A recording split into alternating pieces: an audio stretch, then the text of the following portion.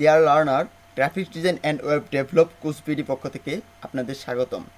আমি আপনাদের আজকে দেখাবো একটি ছবির ব্যাকগ্রাউন্ড চেঞ্জ করে কিভাবে অন্য একটি সিনারি বসিয়ে দেওয়া যায়।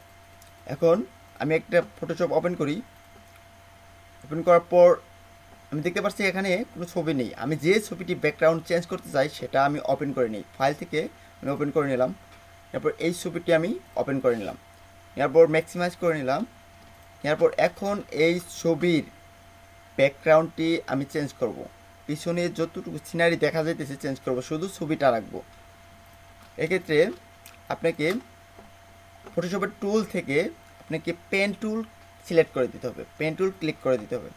ক্লিক করার পর আমি এখান থেকে শুরু করে দিলাম। আমার যতটুকু ইচ্ছা ততটুকু আমি সিলেক্ট করে আমাকে নিতে হবে।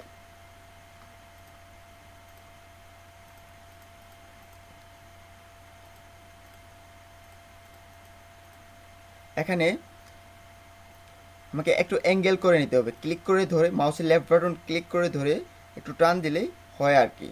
তো আমরা এটাকে কেটে দিলাম। দেন আমাদের যতটুকু প্রয়োজন ততটুকু আমরা সিলেক্ট করে নেব। আর বেশি অংশ যদি আমি এই সিস্টেমে করে নেই তাহলে আমার এই সিস্টেম এতটুকু চুল সহ কেটে যাবে।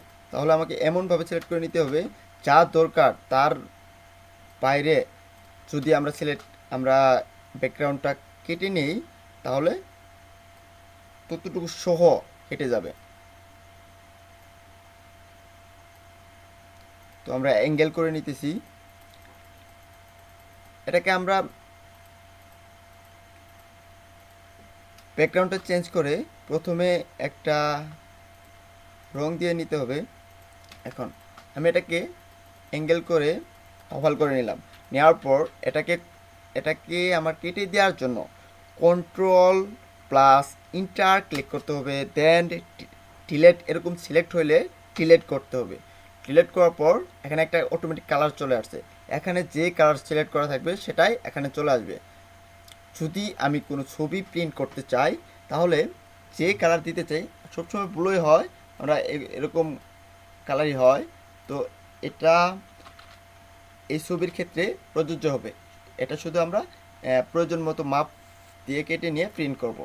তো আমরা এখন চাচ্ছি এটাকে অন্য একটা সিনারি বসিয়ে দিতে।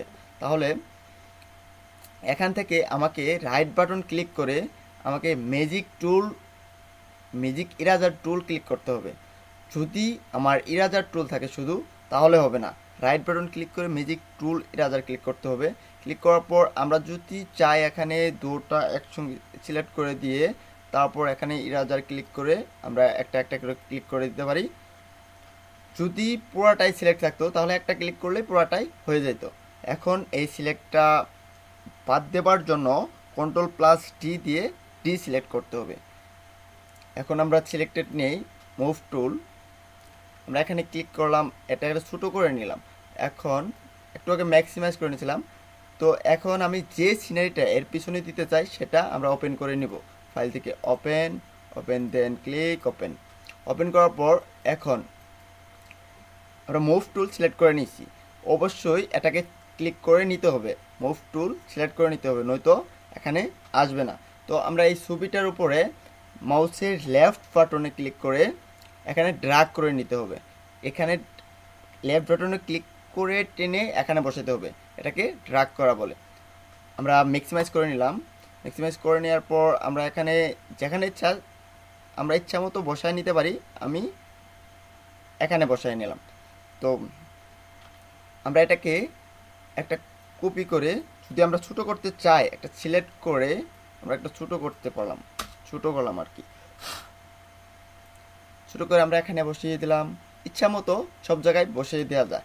যদি আমি এই ছবিটাকে আরেকটু ক্লিন করতে চাই তাহলে এখান থেকে ক্লিক, দেন এখানে একটা সিলেক্ট করে নেই, নেওয়ার পর এখানে ক্লিক করলাম। তো আমরা ব্যাকগ্রাউন্ড চেঞ্জ করা শিখলাম।